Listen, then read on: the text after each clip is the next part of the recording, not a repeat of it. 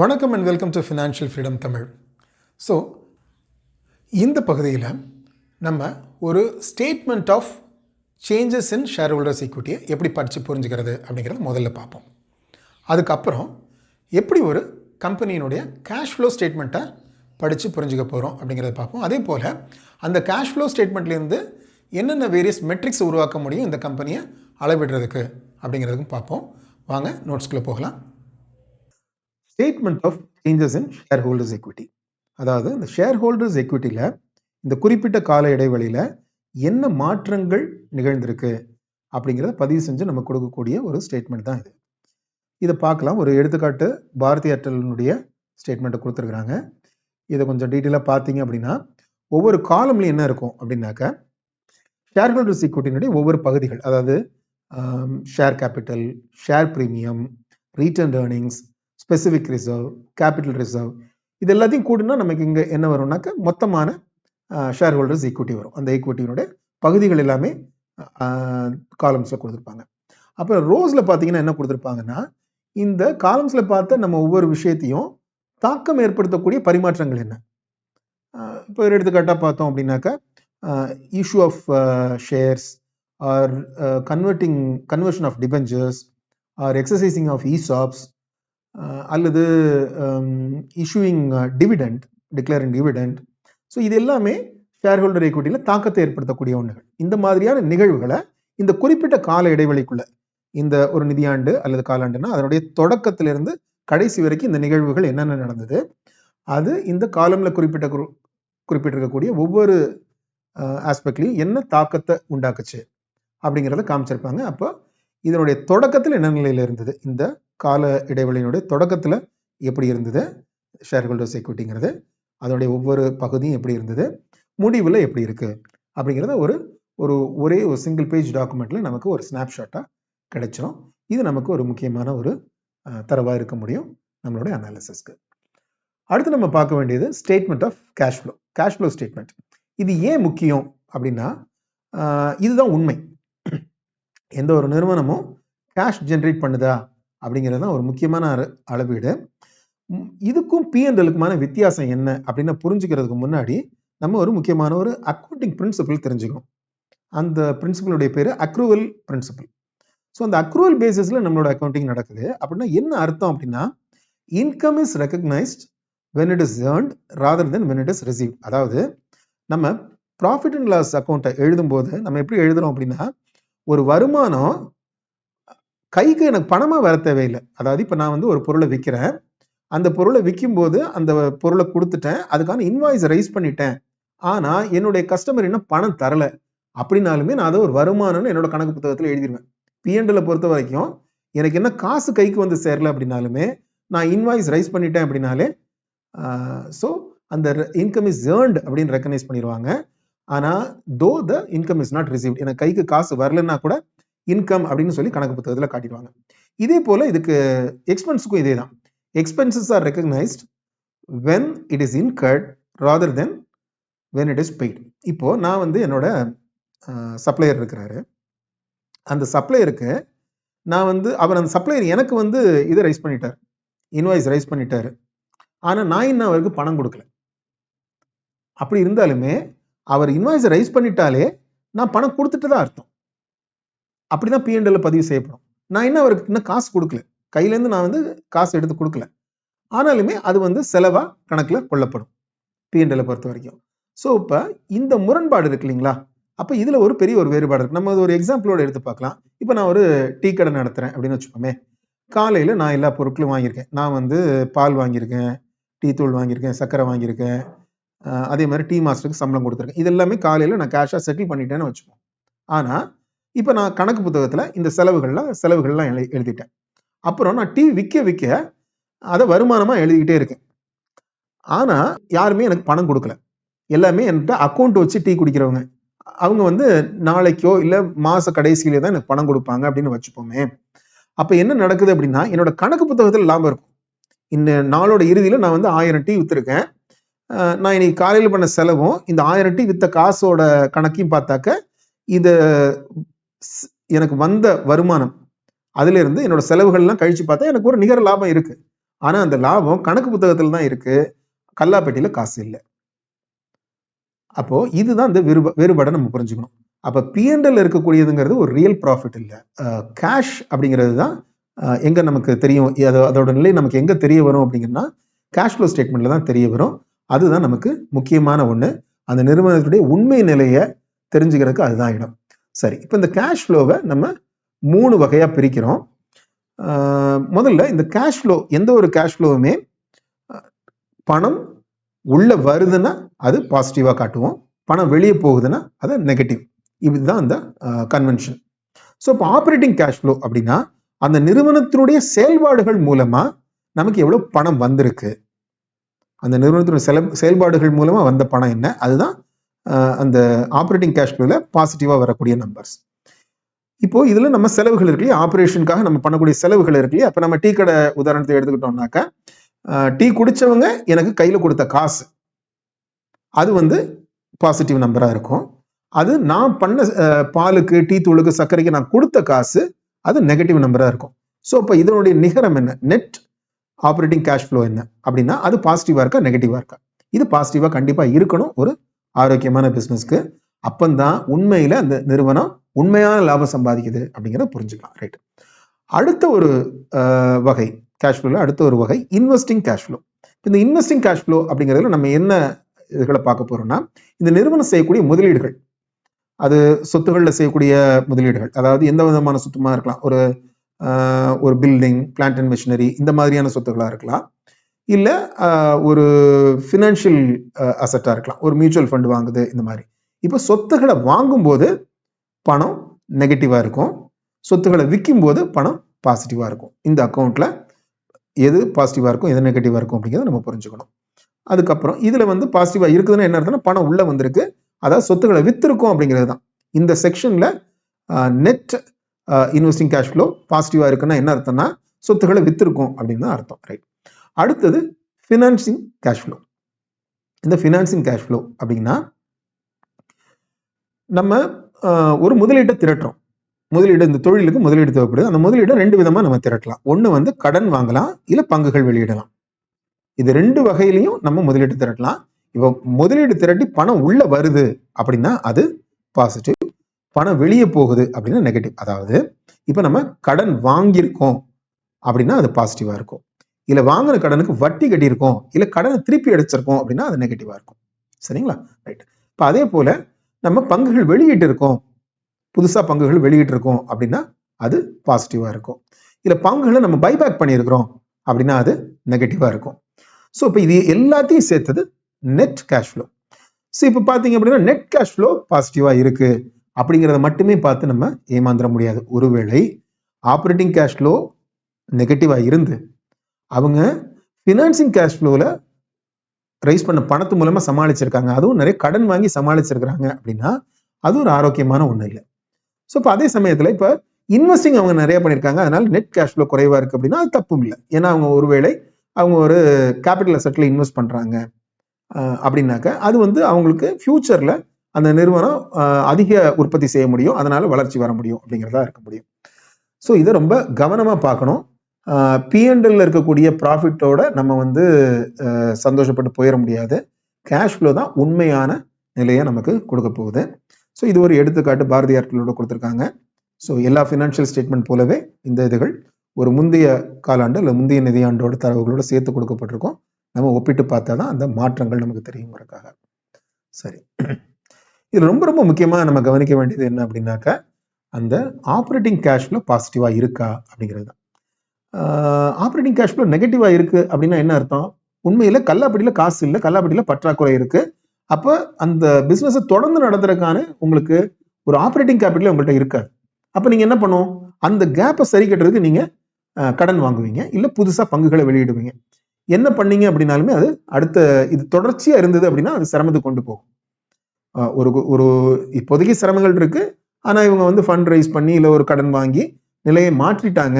ஒரு குறிப்பிட்ட காலத்துக்கு அப்புறம் ஆப்ரேட்டிங் கேஷ் ஃப்ளோ பாசிட்டிவா வந்துருச்சுன்னா பரவாயில்ல. தொடர்ந்து நீண்ட காலமா நெகட்டிவா இருக்குது அப்படின்னா மிகப்பெரிய ஒரு சிக்கல்ல போய் அந்த நிறுவனம் முடியும். இதுக்கு நம்ம வந்து எடுத்துக்காட்டுகள்லாம் பார்த்துருக்கோம். முக்கியமான ஒரு எடுத்துக்காட்டு நம்ம பார்க்கக்கூடியது நம்ம கிங்ஃபிஷர் ஏர்லைன் இந்த மாதிரியான ஒரு சூழல்னால தான் நொடிச்சு போச்சு. அவங்களுடைய ஆப்ரேட்டிங் கேஷ் ஃப்ளோ நெகட்டிவாகவே இருந்தது. அதுக்காக ஃபர்தராக கடன்கள் எடுத்துக்கிட்டே இருந்தாங்க. ஒரு கட்டத்தில் அவங்களுடைய வருமானம் கடன் கட்டக்கூட வழி இல்லாத நிலைமைக்கு போச்சு. அதுக்கு மேலே யாருமே கடன் கொடுக்க தயாராக இல்லை. ஸோ அதனால தொடர்ந்து ஒரு நிறுவனத்தினுடைய ஆப்ரேட்டிங் கேஷ் ஃப்ளோ நெகட்டிவாக இருக்குதுன்னா அதை கொஞ்சம் கவனித்து பார்க்கணும். ஸோ நம்ம முக்கியமாக இந்த கேஷ் ஃப்ளோ ஸ்டேட்மெண்ட்டில் பார்க்க வேண்டியது என்ன அப்படின்னாக்கா, 3 ஃப்ளோலையும் 3 ஸ்ட்ரீம்லேருந்தும், அதாவது ஆப்ரேட்டிங், இன்வெஸ்டிங், ஃபினான்சிங், இதுலையும் தனித்தனியாக நம்ம அனலைஸ் பண்ணி பார்க்கணும். ஏன்னா ஒன்னொன்று மொத்தமாக இருக்கக்கூடிய ரிசல்ட் நெட்டாக இருக்குது அப்படிங்கிறத வச்சு நம்ம ஒரு முடிவுக்கு வர முடியாது. ஒவ்வொன்றுலையும் எப்படி இருக்குது அப்படிங்கிறத நம்ம அனலைஸ் பண்ணி பார்க்கணும். அதே போல ஒரு தொடர்ச்சியாக இருக்கக்கூடிய கன்சிஸ்டண்ட்டாக இருக்கக்கூடிய கேஷ் ஃப்ளோஸ் தான் நம்ம கணக்கில் எடுத்துக்கணும்.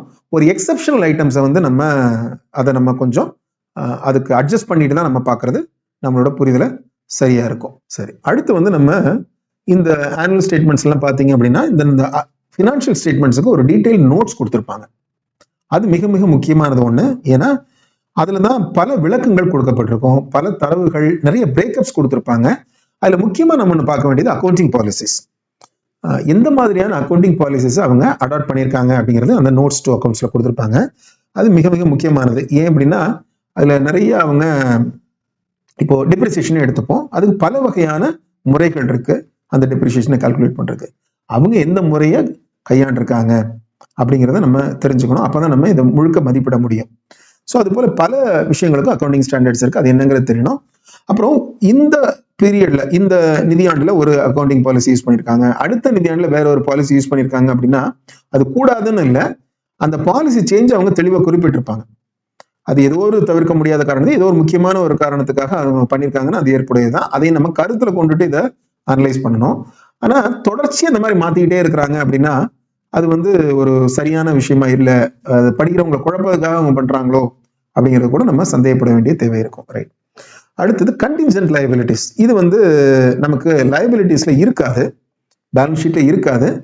ஆனா இது ஏன்னா இது ஒரு நடக்கலாம் அப்படிங்கிற, எதிர்காலத்துல ஒரு நமக்கு சாதகமில்லாத ஒரு நிகழ்வு நடக்கலாம், அது நடந்தால் இவ்வளவு பாதிப்பு இருக்கும் அப்படிங்கிறது தான் இந்த கண்டின்ஜென்ட் லயபிலிட்டி. இது நடக்கிறதுக்கான வாய்ப்புகள் என்ன அப்படிங்கிறதெல்லாம் நம்ம கணக்கில் எடுத்து தான் இது பார்க்கணும். ஸோ எந்த மாதிரியான விஷயங்கள்லாம் இருக்கலாம். நமக்கு இந்த நிறுவனத்து மேல ஒரு கேஸ் போயிட்டு இருக்கு, ஒரு வழக்கு போயிட்டு இருக்கு, அதனுடைய தீர்ப்பு நமக்கு பாதகமா வந்ததுன்னா அது நமக்கு கொஞ்சம் நம்ம ஏதோ ஒரு பணத்தை திருப்பி கொடுக்க வேண்டியிருக்கும், அந்த மாதிரி ஏதாவது இருக்கலாம். இப்போ நம்ம டாக்ஸ் அத்தாரிட்டிஸோட நமக்கு ஒரு டிஸ்பியூட் போயிட்டு இருக்கு, நம்ம ஏதோ ஒரு முறையீடு பண்ணியிருக்கோம் அவங்கள்ட்ட, அதை அவங்க ஏற்றுக்கிட்டாங்கன்னா ஒன்றும் பிரச்சனை இல்லை, இல்லைன்னா நம்ம அதுக்கு ஏதோ ஃபைன் கட்ட வேண்டியிருக்கும். இல்லை ஒரு பேங்க் கேரண்டி கொடுத்துருக்கோம், அந்த பேங்க் கேரண்டி ரிவோக் பண்றாங்க, அந்த மாதிரியான சூழல்கள், ஃபாரின் எக்ஸ்சேஞ்ச் நிலவரங்களில் வரக்கூடிய மாற்றங்கள், இல்லை ஒரு கவர்மெண்ட் பாலிசிஸ் மாறுது அதனால வரக்கூடிய தாக்கங்கள், இது எந்த மாதிரியான ஒண்ணுனாலும் நமக்கு ஃபினான்ஷியல் இம்பாக்ட் இதனால வரப்போகுது. ஒரு ஃபியூச்சர்ல நடக்கக்கூடிய ஒரு பாசிபிள் ஈவெண்ட்னால ஒரு ஃபினான்ஷியல் இம்பாக்ட் வரப்போகுது அப்படின்னா அதெல்லாம் இந்த கண்டின்ஜென்ட் லயபிலிட்டிஸ்க்கு கீழே வரும். இதை ஆடிட்டர்ஸ் மென்ஷன் பண்ணியிருப்பாங்க இந்த நோட்ஸ் டு அக்கௌண்ட்ஸ்ல. இதை நம்ம இங்க தான் பார்க்க முடியும். Of balance sheet items. இப்போ பேலன்ஸ் ஷீட்ல நமக்கு என்னென்ன கிடைக்குது? அசெட்ஸ் கிடைக்குது, லயபிலிட்டிஸ் கிடைக்குது. இப்போ எல்லா அசெட்ஸும் பேலன்ஸ் ஷீட்ல ரெஃப்ளெக்ட் ஆகணும், எல்லா லயபிலிட்டிஸும் பேலன்ஸ் ஷீட்ல ரெஃப்ளெக்ட் ஆகணுங்கிற ஒரு கட்டாயம் இல்லை.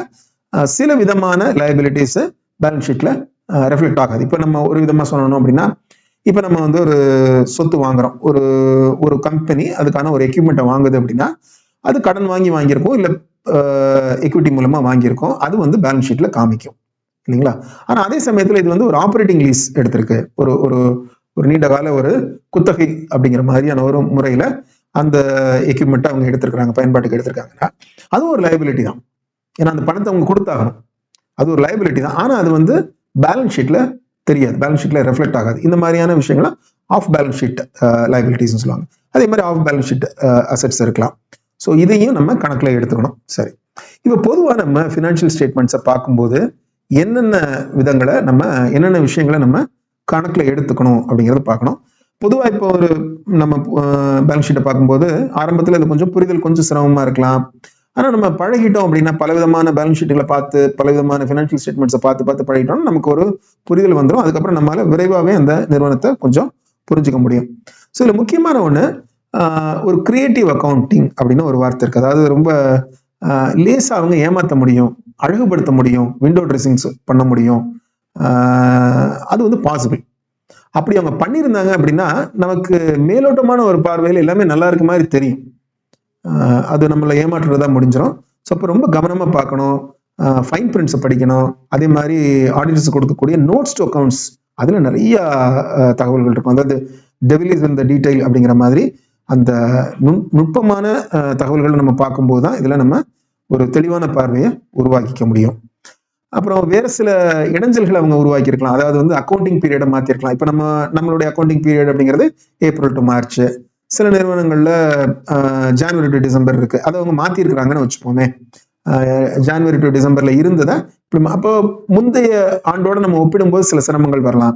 ஸோ இந்த மாதிரியான சில விஷயங்களையும் நம்ம கவனத்தில் எடுத்துக்கணும். பொதுவா இந்த ஃபினான்ஷியல்ஸை பார்க்கும்போது கன்சிஸ்டன்சி எப்படி இருக்கு, இந்த ஒன் ஆஃப் ஐட்டம்ஸை எடுத்துட்டு, அதாவது எக்ஸப்ஷனல் ஐட்டம்ஸ் எல்லாம் எடுத்துட்டு அதெல்லாம் அட்ஜஸ்ட் பண்ணிட்டு தொடர்ச்சியா எப்படி இருக்கு, ஒரு தொடர்ந்து வந்து சேல்ஸ் வளர்ந்துகிட்டு இருக்கா, தொடர்ந்து அவங்களுடைய ப்ராஃபிட் வளர்ந்துகிட்டு இருக்கா, தொடர்ந்து அவங்களுடைய நெட்வொர்க் வளர்ந்துகிட்டு இருக்கா, அவங்களுடைய கடனை வந்து குறைச்சிட்டு இருக்காங்களா, அவங்களுடைய லாப விகிதத்தை அதிகரிச்சிட்டு இருக்காங்களா, அப்படிலாம் இருந்தது அப்படின்னா அது ஒரு நல்ல நிறுவனம். அந்த நிறுவனம் நமக்கு முதலீட்டாளர்களுக்கு மிகப்பெரிய ஒரு ரிட்டர்னை கொடுக்க முடியும் அப்படிங்கிறது தான். இது கடைசியா ரொம்ப முக்கியமான ஒண்ணு, இந்த ஆடிட்டர்கள் இந்த ரிப்போர்ட்டுக்கு ஒரு கமெண்ட் கொடுப்பாங்க. முதல்ல என்னன்னா ஆடிட்டர்களோட ரோல் என்னங்கிறத பார்த்துரும். ஆடிட்டர்கள் வந்து தணிக்கை பண்றாங்க, கணக்குகளை அவங்க எழுதல. அதாவது அந்த நிறுவனத்தினுடைய அக்கௌண்ட்ஸ் டீம் தான் அந்த அக்கௌண்டிங் பண்றாங்க. அந்த அக்கௌண்டிங் ரிப்போர்ட்ஸை ஆடிட்டர்ஸ் கொடுக்குறாங்க. அந்த ஆடிட்டர்ஸ் அதை சரிபார்த்து அவங்களுடைய தணிக்கை செய்து அவங்களுடைய ரிப்போர்ட் கொடுக்குறாங்க. இதுதான். இப்போ இந்த ஆடிட்டர்ஸ்னால இந்த அக்கௌண்ட்ஸ்ல இருக்கக்கூடிய ஒவ்வொரு தகவலும் சரி அப்படின்னா அவங்களால சரி பார்க்க முடியாது.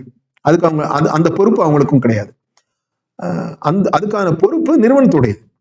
நிறுவனம் இந்த அக்கௌண்ட்ஸ் ஸ்டேட்மெண்ட், அந்த அக்கௌண்ட்ஸை வந்து ஆடிட்டர்ஸ் கொடுக்குறாங்க அப்படின்னா அதை சரிபார்த்து அதோடைய கமெண்ட் கொடுக்க வேண்டியது ஆடிட்டரோட வேலையை ஒழிய, அந்த அக்கௌண்ட்ஸ்ல இருக்கக்கூடிய ஒவ்வொரு நம்பரும் சரியா அப்படின்னு சரி பார்க்கறது அவங்களோட வேலை கிடையாது. அதுக்கான பொறுப்பு நிறுவனத்தோடு தான் இருக்கு. ஆனாலும் ஆடிட்டர்கள்னால வந்து அவங்க அந்த அக்கௌண்ட்ஸ் அவங்க பார்க்கும்போது எந்த மாதிரியான அக்கௌண்டிங் மெத்தட் அவங்க யூஸ் பண்ணிருக்காங்க, என்ன மாதிரியான சிஸ்டம்ஸ் அண்ட் ப்ராசஸ் அந்த நிறுவனத்துல பயன்படுத்தியிருக்காங்க, எந்த அளவுக்கு துல்லியமா செஞ்சிருக்கிறாங்க, எந்த அளவுக்கு மெட்டிகுலஸா செஞ்சிருக்காங்க, எந்த அளவுக்கு அக்கறையா செஞ்சிருக்கிறாங்க, நுட்பமா செஞ்சிருக்கிறாங்க அப்படிங்கிறதெல்லாம் வச்சு அவங்களுக்கு ஒரு ஒப்பீனியன் அவங்களால ஃபார்ம் பண்ணிக்க முடியும். ஸோ அதை வச்சு அவங்க வந்து சில ரிப்போர்ட் கொடுப்பாங்க. அந்த ஃபினான்ஷியல் ஸ்டேட்மெண்ட்ஸுக்கு இந்த ஆடிட்டர்ஸ் ஒரு ரிப்போர்ட் கொடுப்பாங்க. அது 3 வகையா இருக்க முடியும். First clean report. கிளீன் ரிப்போர்ட்னா எதுவுமே இவங்க கொடுத்திருக்க தகவல்கள் எல்லாமே சரியானதுன்னு தான் நாங்கள் நினைக்கிறோம், இதுல எந்த சிக்கலும் இல்லை அப்படின்னு ஒரு கிளீன் ரிப்போர்ட் அவங்க கொடுக்குறாங்க. அது ரொம்பவே நல்லது. சில ரிப்போர்ட்ஸ்ல அவங்க ஒரு டிஸ்க்ளைமர் கொடுக்க முடியும். டிஸ்க்ளைமர் அப்படின்னா ஒரு சில பகுதிகளில் மட்டும் இந்த தகவல்களை எங்களால சரிபார்க்க முடியல, அதாவது என்ன சொல்றதுன்னா அந்த இடத்துக்கு அவங்க பொறுப்பெடுத்துக்கல, மொத்தத்துக்கும் அவங்க எதுவும் குறை சொல்லல. ஒரு சில பகுதிகள் இந்த பினான்சியல் ஸ்டேட்மெண்ட்ல ஒரு சில பகுதிகள், அது எந்த பகுதிகள்னு குறிப்பிட்டிருப்பாங்க, அந்த பகுதிகளில் மட்டும் எங்களுக்கு சரிபார்க்க முடியல, எங்களுக்கு போதுமான அளவு தகவல்கள் இல்லை அப்படின்னு ஒரு டிஸ்க்ளைமர் கொடுத்திருப்பாங்க. இதுக்கு அடுத்ததுதான் குவாலிஃபைட் ரிப்போர்ட் அப்படிங்கிற ஒண்ணு. அந்த குவாலிஃபைட் ரிப்போர்ட் அப்படின்னா என்ன, அவங்க வந்து ஆடிட்டர்ஸோட மதிப்பீட்டுல இந்த எண்கள் அப்படி ஒன்றும் சரியா இல்லை, உண்மை நிலையை பிரதிபலிக்கக்கூடியதா இல்லை அப்படின்னு அவங்களுக்கு தோன்றுச்சு அப்படின்னா அப்பந்தான் அவங்க இந்த குவாலிஃபைட் ரிப்போர்ட் அப்படிங்கிறத கொடுப்பாங்க. இது ரொம்ப உண்மையிலேயே கவலை அளிக்கக்கூடிய ஒண்ணு. இப்படி ஒரு ரிப்போர்ட் இருந்தது, ஒரு கம்பெனியோட ஃபினான்ஷியல் ஸ்டேட்மெண்ட்ஸ் இப்படி ஒரு ஆடிட் ரிப்போர்ட் இருக்குதுன்னா அது வந்து உண்மையிலேயே மோசமான ஒண்ணு, கவலை அளிக்கக்கூடிய ஒண்ணு. அதை அக்கறையோட நம்ம பார்க்கணும், கவனமா பார்க்கணும் அப்படிங்கிறது தான். எப்படி வெவ்வேறு ஃபினான்ஷியல் ஸ்டேட்மெண்ட்ஸ், ஒரு கம்பெனியோட ஃபினான்ஷியல் ஸ்டேட்மெண்ட்ஸை படித்து புரிஞ்சுக்கிறது அப்படிங்கிறத பார்த்தோம். இப்போது இந்த செக்மெண்ட்டில் நம்ம அந்த ஏற்கனவே நமக்கு கிடைச்ச தரவுகளை எப்படி நம்ம ரேஷியோ அனாலிசிஸ் மூலமாக அதை புரிஞ்சுக்கிறது, அதை எப்படி அனலைஸ் பண்ணுறது யூஸிங் திஸ் டெக்னிக் அப்படிங்கிறத பார்ப்போம். வேரியஸ் ரேஷியோஸ் என்னங்கிறது இந்த செக்மெண்ட்டில் பார்ப்போம். வாங்க நோட்ஸ்குள்ளே போகலாம். Financial statement analysis using ratios. இப்போ இந்த ஃபினான்ஷியல் ஸ்டேட்மெண்ட்ஸில் நம்ம பலவிதமான தரவுகளை பார்த்தோம், பல டேட்டா பாயிண்ட்ஸ் பார்த்தோம். இந்த டேட்டா பாயிண்ட்ஸை தனித்தனியாக பார்க்குறத விட 2 டேட்டா பாயிண்ட்டை சேர்த்து அதை ஒரு விகிதமாகவோ இல்லை ஒரு பர்சன்டேஜாகவோ மாற்றும்போது இன்னும் கூட நமக்கு நுட்பமான ரொம்ப பயனுள்ள சில அளவீடுகள் கிடைக்கும். அதுதான் இந்த ரேஷியோ அனாலிசிஸ். அது என்னங்கிறத பார்ப்போம். அதுக்கு முன்னாடி அதனுடைய நோக்கம் என்ன பர்பஸ்க்காக நம்ம அதை பண்றோம் அப்படின்னா, அதுக்கு ஒரு 3 பர்பஸ் இருக்கு. ஒன்று டிஸ்கிரிப்டிவ் பர்பஸ், ஒரு விஷயத்த தெளிவாக சொல்றதுக்கே இது பயன்படும். ஸோ இப்போ எக்ஸாம்பிளாக சொல்லுவோமே, இப்போ நம்ம ஏற்கனவே பார்த்த இந்த பாரதி ஏர்டெல் ஃபினான்ஷியல் ஸ்டேட்மெண்ட்டை பார்த்ததுல பாரதி ஏர்டெல் இவ்வளவு லாபம் சம்பாதிச்சிருக்கு அப்படின்னு சொல்றதை விட அந்த லாபத்தை வருமானத்தோட ஒரு விழுக்காடா ஒரு பெர்சன்டேஜா சொல்லும்போது 5.8% ஆஃப் த ரெவென்யூ அது லாபம் சம்பாதிச்சிருக்கு அப்படின்னு சொல்லும்போது இன்னும் கூட அது தெளிவாக புரிய முடியும். ஸோ ஒரு தகவலை தெளிவாக சொல்றதுக்கு, விளக்கமாக சொல்றதுக்கு அது பயன்படும். இன்னொரு பர்பஸ் டயக்னோஸ்டிக் பர்பஸ். ஸோ ஏதோ ஒன்று சரியா இருக்கு இல்லை தப்பா இருக்கு, அது ஏன் அப்படி இருக்கு அப்படின்னு ஆராய்ஞ்சு பார்க்கறதுக்கு நமக்கு இது பயன்படும். இப்போ நம்ம கொடுத்துருக்க எக்ஸாம்பிளே பார்த்தீங்கன்னா, நிதியாண்டுல அதனுடைய ரெவென்யூ வருவாய் வந்து 2% சரிஞ்சிருக்கு. ஆனால் அதே காலகட்டத்தில் எபிட்டா 14% சரிஞ்சிருக்கு.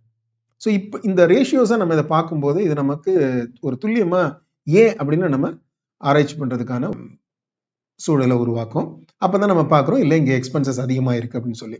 ஸோ இதுக்கெல்லாம் இந்த ரேஷியோஸ் பயன்படும். இதை விட இன்னொரு முக்கியமான ஒன்று, ஒரு ஃபோர்காஸ்டிங் பர்பஸ், ஒரு ப்ரெடிக்டிவ் பர்பஸ்க்கு இது பயன்படும். அதாவது ஹிஸ்டாரிக்கலாக உள்ள ரேஷியோஸ் பார்க்குறோம், ப்ரெசென்ட்டாக இருக்கக்கூடிய ரேஷியோஸ் பார்க்குறோம். ஸோ இதில் ஒரு பேட்டர்ன் பார்த்தா எதிர்காலத்தில் இப்படி ஆக முடியும் அப்படிங்கிற ஒரு கணிப்புக்கு நம்ம வர முடியும். அது நம்மளுடைய முதலீட்டு முடிவுகளுக்கு பயன்படும். சரி, இப்போ பொதுவாக பயன்படுத்தக்கூடிய ரேஷியோஸ் பார்ப்போம். இந்த ரேஷியோஸை சில வகைகளாக பிரிச்சிடலாம். மேலோட்டமாக சொல்லணும் அப்படின்னா profitability ratio, return ratio, leverage ratio, liquidity ratio, efficiency ratio அப்படின்னு பிரிக்கலாம். இந்த ஒன்னொன்னா அந்த தலைப்பின் கீழே உள்ள ரேஷியோஸை நம்ம விரிவாக பார்க்கலாம். முதல்ல ப்ராஃபிட்டபிலிட்டி ரேஷியோ பார்ப்போம். ப்ராஃபிட்டபிலிட்டினா என்ன? நம்ம ₹1 சேல்ஸுக்கு அது எத்தனை பைசா லாபம் சம்பாதிச்சிருக்கு அப்படின்னு பார்க்கறது தான் ஒரு ப்ராஃபிட்டபிலிட்டி ரேஷியோ. இப்போ நம்ம P&L பலவிதமான லாபங்களை பார்த்தோம் படிப்படியாக இந்த மல்டி ஸ்டெப் இதில். இப்போ அதில் வந்து எபிட்டா பார்ப்போமே. எபிட்டாங்கிறது earning before interest, taxes, depreciation and amortisation. இந்த EBITDA divided by net sales. Net sales அப்படிங்கிறது என்னன்னா டோட்டல் சேல்ஸ்ல டாக்ஸ் காம்பனண்ட்டை மட்டும் எடுத்துட்டது, அந்த வரி பகுதியை மட்டும் விலக்கிட்டோம் அப்படின்னா அதுதான் நெட் சேல்ஸ். ஒரு ஜிஎஸ்டியை மட்டும் விட்டுட்டு வரக்கூடிய ரெவென்யூ பகுதி தான் net sales. So EBITDA divided by net sales அப்படிங்கிறத எபிட்டா மார்ஜின். ஸோ இப்போ இந்த எபிட்டா மார்ஜின் அப்படிங்கிறது நமக்கு எதுக்கு பயன்படும் அப்படின்னா, ஏற்கனவே நம்ம பார்த்த P&Lயே இந்த எபிட்டாங்கிறது ஒரு முக்கியமான ஒரு அளவீடு, அந்த எஃபிஷியன்சியை ஆப்ரேட்டிங் எஃபிஷியன்சியை அளக்கிறதுக்கு. ஸோ ஒரே துறையில் இருக்கக்கூடிய ஒப்பிடத்தக்க 2 நிறுவனங்களில் பார்த்து அதில் எது எபிட்டா மார்ஜின் அதிகமாக இருக்கோ அவங்களுடைய ஆப்ரேட்டிங் எஃபிஷியன்சி அதிகமாக இருக்கு அப்படிங்கிறத நம்ம புரிஞ்சுக்கலாம். அடுத்தது பேட் மார்ஜின். பேட் அப்படிங்கிறது ப்ராஃபிட் ஆஃப்டர் டாக்ஸ் அல்லது நெட் ப்ராஃபிட் அப்படின்னு சொல்லலாம். எல்லா செலவினங்களையும் கழிச்ச பிறகு, அதாவது டாக்ஸ், டெப்ரிசியேஷன், அமார்டைசேஷன், இன்ட்ரெஸ்ட் எல்லாத்தையும் போக உள்ள இதுதான். இந்த பேட் அப்படிங்கிறது தான் ஷேர் ஹோல்டருக்கு உரிமை உள்ள ஒன்று. அந்த PAT divided by net sales அப்படிங்கிறது பேட் மார்ஜின் நமக்கு கொடுக்கும். இதுதான் வந்து ஒரு முதலீட்டாளருக்கு, ஒரு எக்விட்டி ஹோல்டருக்கு, ஷேர் ஹோல்டருக்கு முக்கியமான ஒரு மார்ஜின். அடுத்து நம்ம பார்க்கக்கூடியது ரிட்டர்ன் ரேஷியோஸ். இப்போ ப்ராஃபிட்டபிலிட்டி ரேஷியோல ₹1 வருமானத்துக்கு அது எவ்வளவு லாபம் சம்பாதிச்சு அந்த நிறுவனம் அப்படிங்கிறத பார்த்தோம். அதை விட முக்கியம் வந்து ஒரு முதலீட்டாளருக்கு என்ன, நான் அந்த நிறுவனத்தில் முதலீடு செய்யக்கூடிய ₹1 எனக்கு என்ன ரிட்டர்ன் கிடைக்கும், எத்தனை பைசா ரிட்டர்ன் கிடைக்குது, அது மிக முக்கியமான ஒன்று இல்லைங்களா? அதுக்காக தான் நம்ம முதலீடு செய்யறோம். ஸோ அதை அளவிடுறதுக்கு 2 முக்கியமான ரேஷியோஸ் இருக்கு. ஒன்று ரிட்டர்ன் ஆன் எக்விட்டி ROE, இன்னொன்று return on capital employed ROCE. சரி, இது ஒன்னொன்னையும் விரிவாக பார்ப்போம். முதல்ல ரிட்டர்ன் ஆன் எக்விட்டி. இதுதான் வந்து ஒரு ஷேர் ஹோல்டருக்கு, ஒரு எக்விட்டி இன்வெஸ்டருக்கு முக்கியமான ஒரு ரேஷியோ அப்படின்னு பார்க்கலாம். இதோடைய ஃபார்முலா என்னன்னாக்க PAT divided by net worth or equity. So net worth அப்படிங்கிறது என்ன? நெட்வொர்த்துங்கிறது equity capital plus reserves and surplus. இதுதான் equity or net worth. So இப்போ இந்த 2 வார்த்தைகளையுமே இன்டர்சேஞ்சபிளாக யூஸ் பண்ணலாம். ரிட்டர்ன் ஆன் எக்விட்டின்னு சொன்னாலும் ஒன்று தான், ரிட்டர்ன் ஆன் நெட் ஒர்த் அப்படின்னு சொன்னாலும் ஒன்று தான். ஸோ இப்போ இந்த ஃபார்முலாவை இன்னும் கூட விரிவாக்க முடியும். ஒரு 3 பகுதிகளாக விரிவாக்கி டீட்டெயிலாக பார்க்க முடியும். அது டூபாண்ட் அனாலிசிஸில். அது நம்ம இதே சாப்டரில் பின்னாடி கொஞ்சம் விரிவாக பார்ப்போம். இதுல ஒரு முக்கியமான ஒரு அம்சத்தை நம்ம கவனிக்கணும். இந்த டேட்டா பாயிண்ட்ஸ் 2 ஃபினான்ஷியல் ஸ்டேட்மெண்ட்ஸ்லேருந்து வருது. அதாவது பேட் அப்படிங்கிறது P&L இருந்து வருது. அதே சமயத்தில் நெட்வொர்த்துங்கிறது எங்கேருந்து வருது அப்படின்னா பேலன்ஸ் ஷீட்லேருந்து வருது. இதுல ஒரு முக்கியமான வேறுபாடு இருக்கு பாத்தீங்களா? இது வந்து P&L அப்படிங்கிறது ஒரு கால இடைவெளியும் முழுக்க உள்ள தரவு. அந்த நிதியானுடைய தொடக்கத்திலிருந்து கடைசி வரைக்கும் உள்ள எல்லா வருமானம் அதுல இருக்க எல்லா செலவுகளையும் கழிச்சுட்டா வரக்கூடியது பேட். ஆனா பேலன்ஸ் ஷீட் அப்படிங்கிறது அந்த நிதியாண்டு அல்ல காலாண்டு அதனுடைய இறுதி நாள்ல இருக்கக்கூடிய நிலை. ஸோ அப்ப அது வந்து மாறிக்கிட்டு இருந்திருக்கலாம் இல்லையா? இப்ப நீங்க வந்து ஒரு நிதியாண்டினுடைய இறுதி நாள்ல இருக்கக்கூடிய நெட்வொர்க்கை தான் நம்ம இந்த கணக்கீடுக்கு எடுத்துக்கிறோம். ஆனா அந்த நிதியாண்டினுடைய தொடக்கத்துல வேற இருந்திருக்கலாம் இல்லையா? ஸோ அப்ப அது எப்படி பண்றது அப்படின்னா, நம்ம வந்து அந்த சென்ற அந்த ப்ரீவியஸ் பீரியட், ஒரு காலாண்டுனா அதுக்கு முந்தைய காலாண்டு, நிதியாண்டுனா அதுக்கு முந்தைய நிதியாண்டு, அதனுடைய கடைசி நாள்ல ஒரு நெட்வொர்க் இருக்கிறோம் இல்லையா?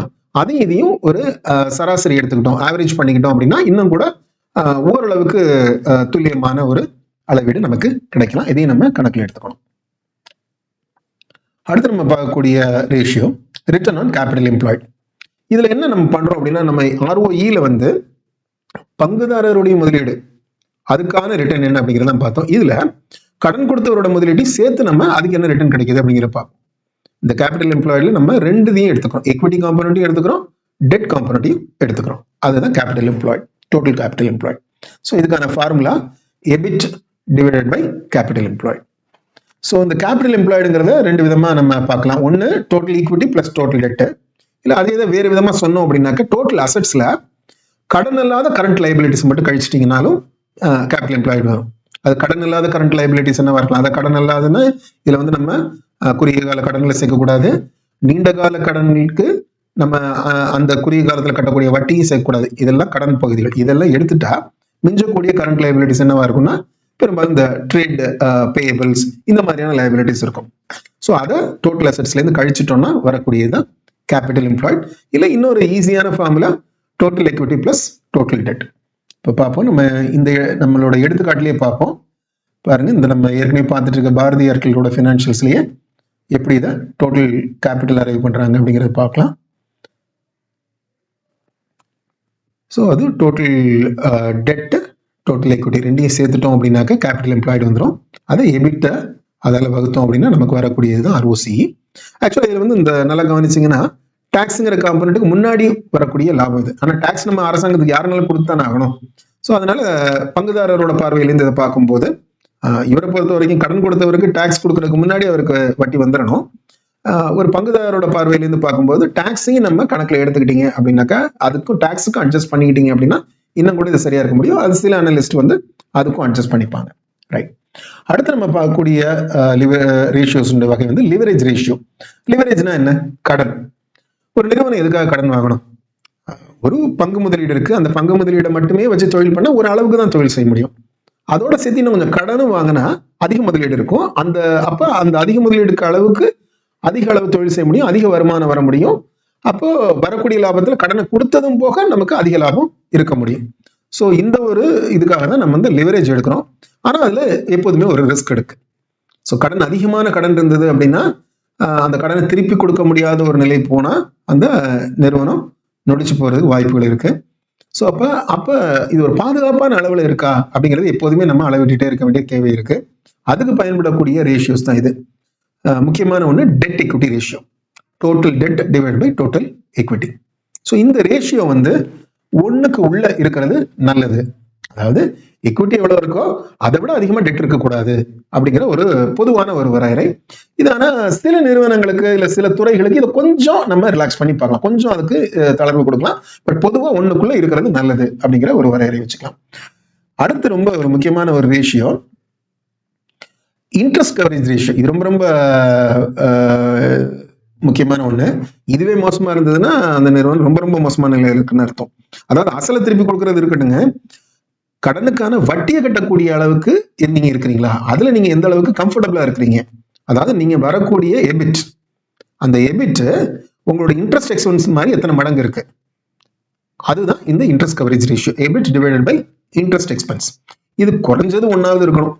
1 கீழே இருந்ததுன்னா நீங்க சிக்கிட்டீங்க, உங்களால கடனே கட்ட முடியாது, கடன்காரங்க வந்து கழுத்து நெருக்கி போறாங்க. அதுதான் கிங்ஃபிஷர்ல நடந்துச்சு. இந்த ரேஷியோ ரொம்பவே அதிகமா இருக்கிறது நல்லது. அப்ப எந்த அளவுக்கு அதிகமா இருக்கோ அந்த அளவுக்கு நீங்க கம்ஃபர்டபுளா இருக்கீங்க அந்த கடனை சர்வீஸ் பண்றதுல. அட்லீஸ்ட் இந்த வட்டியை நீங்க கட்டுறதுல எந்த சிக்கலும் உங்களுக்கு இருக்காது அப்படிங்கிறது. அடுத்து நம்ம பார்க்கக்கூடிய ரேஷியோஸ் லிக்விடிட்டி ரேஷியோஸ். லிக்விடிட்டினா என்ன, இதோட நோக்கம் என்ன அப்படின்னா, ஒரு ஷார்ட் டேர்ம் அப்ளிகேஷன்ஸ், ஒரு குறுகிய காலத்தில் இருக்கக்கூடிய அந்த நிறுவனத்தினுடைய ரெஸ்பான்சிபிலிட்டிஸை நிறைவு செய்ய ஃபுல்ஃபில் பண்றதுக்கு அவங்க எந்த அளவுக்கு கம்ஃபர்டபுளான பொசிஷன்ல இருக்கிறாங்க அப்படின்னு அளவிட்டு பார்க்கறது தான் லிக்விடிட்டி ரேஷியோ. இதுல முக்கியமான ஒரு ratio current ratio. Current ratio அப்படின்னா நம்ம current assets divided by current liability, இதுதான் கரண்ட் ரேஷியோ. இது வந்து ஒர்க்கிங் கேபிட்டல் ரேஷியோ அப்படின்னு சொல்லலாம். இது வந்து அதிகமா இப்ப இந்த கரண்ட் அசெட்ஸ்ல என்னென்னலாம் இருக்க முடியும் அப்ப பாருங்க. இப்ப இந்த ரேஷியோ அதிகமா இருக்கிறது நல்லது அப்படிங்கிறது ஒரு பொதுவான ஒரு அப்சர்வேஷன். அப்ப இந்த கரண்ட் அசெட்ஸ் கூடுதலா இருக்கணும், கரண்ட் லைபிலிட்டி குறைவா இருக்கணும். அப்பதானே இந்த ரேஷியோ அதிகமா இருக்க முடியும். அப்படி வச்சுக்குவோமே. அப்ப அசெட்ஸ்ல என்னென்ன காம்பனன்ட்ஸ்லாம் இருக்கு கரண்ட் அசெட்ஸ்ல அப்படின்னு பார்த்தா, இன்வென்ட்ரி இருக்கு, அப்புறம் ட்ரேட் ரிசீவபிள்ஸ் இருக்கு, இது எல்லாமே கரண்ட் அசெட்ஸ்ல இருக்கு. இப்ப இதெல்லாம் அதிகமா இருந்தது அப்படின்னா இந்த ரேஷியோ பெட்டரா இருக்கும். அது சரிதானா அப்படின்னா எல்லா சமயத்திலும் சரின்னு சொல்லிட முடியாது.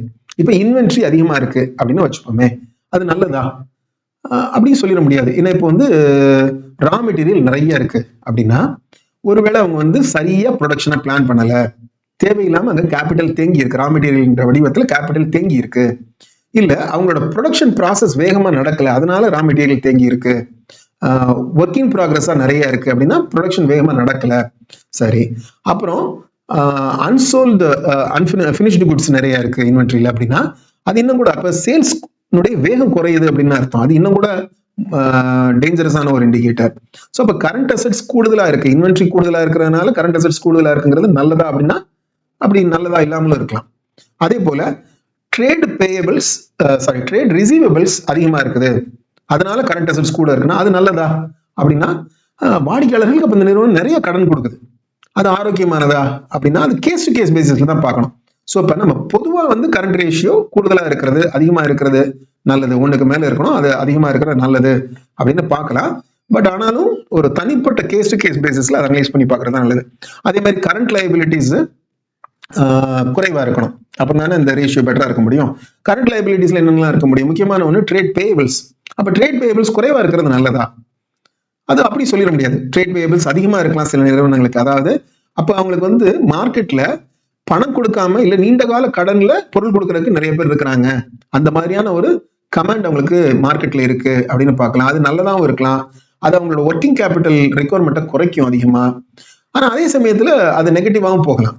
அப்ப நிறைய அவங்க வந்து சப்ளைஸ்ட கடன் வாங்குறாங்க அப்படின்னா அவங்களால அவங்களோட பார்கெனிங் பவர் குறைவாயிடும், அவங்களால அடிச்சு பேசி குறைஞ்ச விலைக்கு பொருட்களை வாங்க முடியாம போகலாம், நீண்ட காலத்துல நிறைய சப்ளையர்ஸ் இவங்களுக்கு சப்போர்ட் பண்ணாம போகலாம். ஸோ அதனால இது எதுவுமே வந்து பிளாக் அண்ட் ஒயிட்டா பார்க்க முடியாது, கேஸ் டு கேசஸ்ல நம்ம பார்க்க வேண்டிய ஒண்ணு. ஸோ இப்போ இந்த கரண்ட் ரேஷியோவையே இன்னும் கொஞ்சம் ஸ்ட்ரிக்டா பார்த்தோம் அப்படின்னா அதுதான் குயிக் ரேஷியோ. ஸோ இப்போ இந்த ரேஷியோஸோட பர்பஸே என்ன அப்படின்னாக்க, லிக்விடிட்டி ரேஷியோஸோட பர்பஸே என்னன்னா ஒரு ஷார்ட் டேர்ம் ரெக்குவயர்மெண்ட்ஸ் எப்படி ஃபுல்ஃபில் பண்றது அப்படின்னு. அப்போ அது கேஷா எவ்வளவு குயிக்கா கேஷ் ஆக்க முடியும் நம்மளோட அசெட்ஸ் அப்படிங்கிறத பொறுத்து தான் இருக்கு. கரண்ட் அசெட்ஸ்ல குயிக்கா கேஷ் பண்ண முடியாத விஷயங்களை விட்டுட்டு, சே ஃபார் எக்ஸாம்பிள் இப்போ இன்வென்ட்ரி, அந்த இன்வென்ட்ரியை வந்து அவ்வளவு டக்குன்னு உடனே நீங்க காசு ஆக்கிட முடியாது. ஸோ அப்போ அந்த கரண்ட் அசெட்ஸ்ல அந்த இன்வென்ட்ரி போர்ஷன்ஸை கழிச்சுட்டு மிச்சம் உள்ளதை மட்டும் இந்த ரேஷியோவுக்கு பயன்படுத்துறது. Current assets minus inventories divided by current liabilities இப்படிங்கிறது குயிக் ரேஷியோ. அப்போ இதுல பெரும்பாலான பகுதி என்னவா இருக்கும், அஃப்கோர்ஸ் கரண்ட் அசெட்ஸ்ல ட்ரேட் ரிசீவபிள்ஸ் இருக்கும், அது போக முக்கியமான ஒரு காம்பனண்டா இது இருக்கும், என்னன்னா கேஷ் ஈக்குவலன்ஸ் இதெல்லாம் இருக்கும்.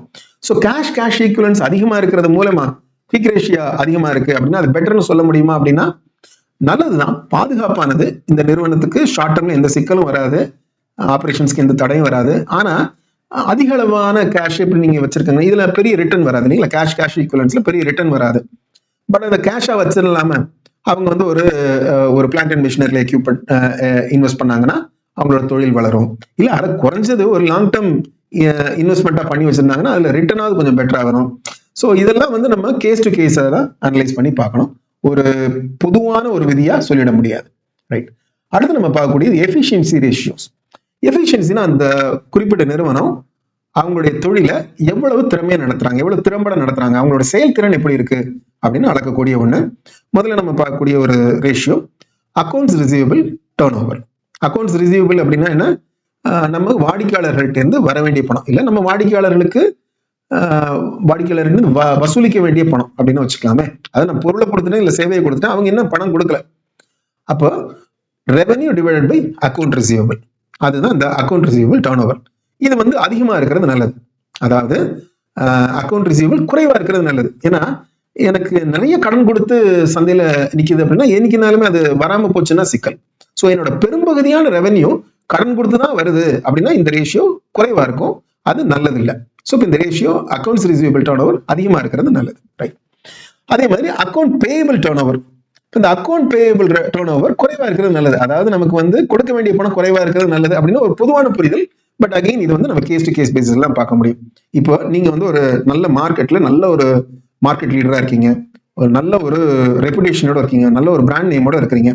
உங்களை நம்பி உங்களோட சப்ளையர்ஸ் நீண்ட காலத்துக்கு நிறைய கடன் கொடுக்குறாங்கன்னு வச்சுப்போமே. அது உங்களுக்கு ஒரு விதத்தில் நல்லது, உங்களுக்கு வந்து ஒர்க்கிங் கேபிட்டல் பர்டன் குறையும். ஸோ அதனால இதுல வந்து ஒரு இதுதான் சரி அப்படிங்கிற ஒரு முடிவுக்கு நம்ம வர முடியாது. பட் இருந்தாலும் இது ஒரு அளவீடா நம்ம வச்சுக்கலாம். அப்புறம் டீடைல்டா கேஸ் டு கேஸ் பேசிஸ்ல நம்ம பார்க்கலாம், ரைட். அடுத்து நம்ம பார்க்கக்கூடிய ratio asset turnover. Asset turn ஓவர்னா உங்கள்கிட்ட எவ்வளவு சொத்து இருக்கு, அந்த சொத்துக்களை வச்சு நீங்க எவ்வளவு ரெவன்யூ உருவாக்குறீங்க. இப்போ நான் ஒரு மேனுஃபேக்சரிங் கம்பெனி, என்கிட்ட ஒரு 4 மிஷின் இருக்குன்னு வச்சுக்கோமே. இந்த 4 மிஷினை வச்சுக்கிட்டு நான் எவ்வளவு சேல்ஸ் பண்றேன் அப்படிங்கிற ரேஷியோ. இது இப்போ அதிகமா இருக்குது அப்படின்னா என்ன அர்த்தம் அப்படின்னா நம்மளோட அசெட்ஸை நம்ம திறமையா பயன்படுத்துறோம், அந்த பிசினஸ் ரொம்ப திறமையா பயன்படுத்தி அதிக சேல்ஸ் உருவாக்குது அப்படிங்கிறது அர்த்தம். இது வந்து நம்ம லேட்டரா பார்ப்போம். இந்த டூபாண்ட் அனாலிசிஸ்ல இது முக்கியமான ஒரு ஃபேக்டர், முக்கியமான ஒரு லிவர். அதாவது ரிட்டர்ன் ஆன் எக்விட்டி அதிகப்படுத்தக்கூடிய ஒரு லிவர் இது. சரி, அடுத்து நம்ம பார்க்கக்கூடிய இன்வென்ட்ரி டர்ன் ஓவர். அப்போ சேல்ஸ் டிவைட் பை இன்வென்ட்ரி, இது வந்து எவ்வளவு அதிகமா இருக்கு அப்படிங்கிறத பார்க்கணும். அதாவது இன்வென்ட்ரியில தேங்கி இருக்கக்கூடிய பணம் குறைவா இருக்கணும் அப்படிங்கிறது தான். ஆனா இது வந்து நம்ம ஒரே இண்டஸ்ட்ரியில இருக்கக்கூடிய 2 நிறுவனங்களுக்கு கம்பேர் பண்ணலாம், வேறு வேறு இண்டஸ்ட்ரியில இருக்கிறத கம்பேர் பண்ண முடியாது. ஏன்னா ஒவ்வொரு இண்டஸ்ட்ரியிலையும் அந்த சைக்கிள் மாறுபடும். இப்போ ஃபார் எக்ஸாம்பிள் ஒரு எஃப்எம்சிஜி கம்பெனி அப்படிங்கிறது பேரே ஃபாஸ்ட் மூவிங் இல்லைங்களா, அதனால வேகமா இன்வென்ட்ரி வந்து பணமா மாறிடும். ஆனா அதே இது வந்து ஒரு கேபிட்டல் குட் இண்டஸ்ட்ரியில வந்து அந்த இன்வென்ட்ரி வந்து கேஷா கன்வெர்ட் ஆகக்கூடிய ரேஷியோ வந்து ரொம்ப குறைவா இருக்கும். ஸோ அப்போ அதுல வந்து இந்த ரேஷியோ குறைவா இருக்கும். ஆனா இது முக்கியமான ஒரு அளவீடு. இன்வென்ட்ரியில அதிக பணம் தேங்கி இல்லை, இன்வென்ட்ரி வேகமா நமக்கு சேல்ஸா கன்வெர்ட் ஆகுது, பணமா கன்வெர்ட் ஆகுது அப்படின்னு பார்க்கக்கூடியது ரொம்ப நல்லது. இந்த ரேஷியோ கூடுதலா இருக்கிறது நல்லது. இந்த செக்மெண்ட்ல நம்ம இந்த கம்பெனியை எப்படி மேலும் அனலைஸ் பண்ணலாம் அப்படிங்கிறதுக்கான சில டூல்ஸ் பார்ப்போம். அதில் முக்கியமானது நம்ம முதல்ல பார்க்க போகிறது டூபாண்ட் அனாலிசிஸ். இது ஒரு முக்கியமான ஒரு ஃப்ரேம் ஒர்க். அதை நம்ம எப்படி பயன்படுத்த போகிறோங்கிறத முதல்ல பார்க்க போகிறோம். அதுக்கப்புறம் ஒரு கம்பெனியை அதனுடைய பியர்ஸ், அதனுடைய ஒப்பிடத்தக்க வேறு நிறுவனங்களோட எப்படி நம்ம கம்பேர் பண்ணுறது அப்படிங்கிறதையும் பார்க்க போகிறோம். அது ரொம்ப முக்கியமான ஒரு ஆய்வு முறை. கடைசியாக வேறு என்னென்ன விஷயங்கள்லாம் இந்த கம்பெனியில் நம்ம கவனிக்கணும், அதாவது ஒரு history of equity expansion, history of corporate actions, அதுபோக அந்த ப்ரொமோட்டர்ஸினுடைய ஷேர் ஹோல்டிங் ஸ்ட்ரக்சர், அதில் தொடர்ந்து நடக்கக்கூடிய மாற்றங்கள், இது போன்ற விஷயங்கள்லாம் இந்த கம்பெனியோட வேல்யூவை பாதிக்க முடியும், அதில் தாக்கத்தை ஏற்படுத்த முடியும். அதெல்லாம் எப்படி பார்க்குறதுங்கிறது தான் இந்த செக்மெண்ட்டில் பார்க்க போகிறோம். வாங்க நோட்ஸ்குள்ளே போகலாம். டூபாண்ட் அனாலிசிஸ் இது நம்ம ஏற்கனவே பார்த்த ரிட்டர்ன் ரேஷியோவான ரிட்டர்ன் ஆன் ஈக்விட்டி அதோடைய விரிவாக்கம் அப்படின்னு நம்ம இதை புரிஞ்சுக்கலாம். இது 1920 டூபாண்ட் கார்பரேஷனில் அதனுடைய ட்ரெஷரியில் வேலை பார்த்த டொனால்ட்சன் ப்ரவுன் அப்படிங்கிறவர் உருவாக்கின ஒரு ஃபார்முலா. அவர் இந்த ரிட்டர்ன் ஆன் ஈக்விட்டியை இன்னும் கூட விளக்கமாக புரிஞ்சுக்க விரும்பினார். அந்த சமயத்தில் ஜெனரல் மோட்டார்ஸில் ஒரு மிகப்பெரிய முதலீட்டை டூபாண்ட் நிறுவனம் பண்ணியிருந்தது. அந்த முதலீட்டுக்கான ரிட்டர்ன் எப்படி வருது அப்படிங்கிறத, அதனுடைய செயல்பாடுகளை இன்னும் கொஞ்சம் அவர் ஆழமாக புரிஞ்சுக்க விரும்பினார். அதுக்காக அவர் உருவாக்கின ஒரு ஃபார்முலா தான் இந்த டூபாண்ட் அனாலிசிஸ். இப்போ இந்த ஃபார்முலாவை பார்த்துக்கலாம். நம்ம ரிட்டர்ன் ஆன் ஈக்விட்டியோட ஃபார்முலா ஏற்கனவே நமக்கு தெரியும், net profit divide by equity.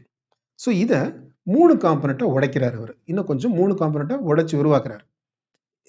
அது என்னன்னு பார்த்தீங்க அப்படின்னா, முதல்ல net profit divide by sales multiplied by sales divide by assets multiplied by assets divide by equity, இப்படின்னு 3 காம்பனண்ட்டாக உடைக்கிறாரு. இப்போ ரிட்டர்ன் ஆன் ஈக்விட்டியை ஒரு மெஷின் அப்படின்னு நீங்கள் வச்சுக்கிட்டீங்க அப்படின்னா, இந்த 3 காம்பனண்ட் இல்லை இந்த 3 லிவரும் சேர்ந்து வேலை செய்யுதான் அந்த ரிட்டர்ன் ஆன் ஈக்விட்டியை நமக்கு உருவாக்கி தருது அப்படின்னு நம்ம புரிஞ்சுப்போம்.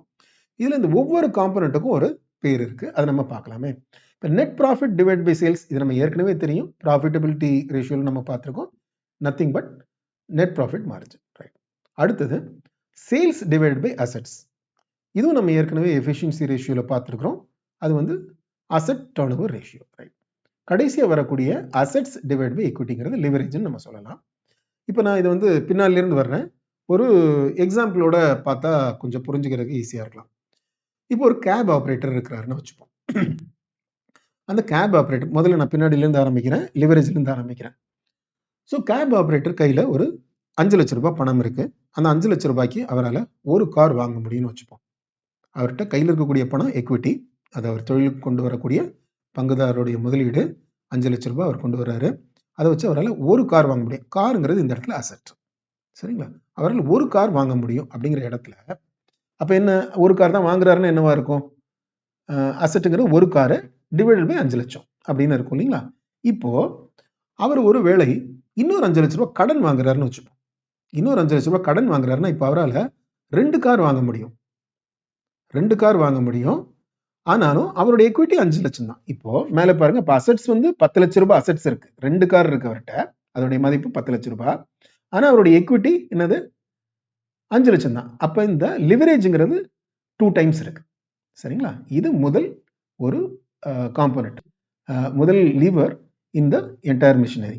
இது ஒரு காம்போனன்ட்னு வச்சுப்போம். அடுத்த component sales divide by assets, அதாவது அசெட் டர்ன் ஓவர் ரேஷியோ. இப்போ இந்த நம்ம எக்ஸாம்பிள் வச்சு பார்ப்போம், சேம் எக்ஸாம்பிள் வச்சு பார்ப்போம். இவர்கிட்ட 2 கார் இருக்கு. இந்த 2 காரை வச்சு அவர் எத்தனை கிலோமீட்டர் ஓட்டுறாரு? ஏன்னா அவர் வந்து கிலோமீட்டருக்கு இவ்வளவு அப்படின்னு சார்ஜ் பண்றது தான் அவரோட சேல்ஸ் நடக்குது, அதுதான் அவரோட வருமானம். அப்படின்னா அவர் அதிக கிலோமீட்டர் ஓட்டினாரு அப்படின்னா அதிக சேல்ஸ் இல்லைங்களா? ஸோ இப்போ இந்த 2 காரை வச்சு அவர் எவ்வளவு அதிக கிலோமீட்டர் ஓட்டுறாரு அப்படிங்கிறது தான் இந்த காம்போனன்ட்ல நம்ம தீர்மானிக்கிறோம். அதுதான் asset turnover ratio.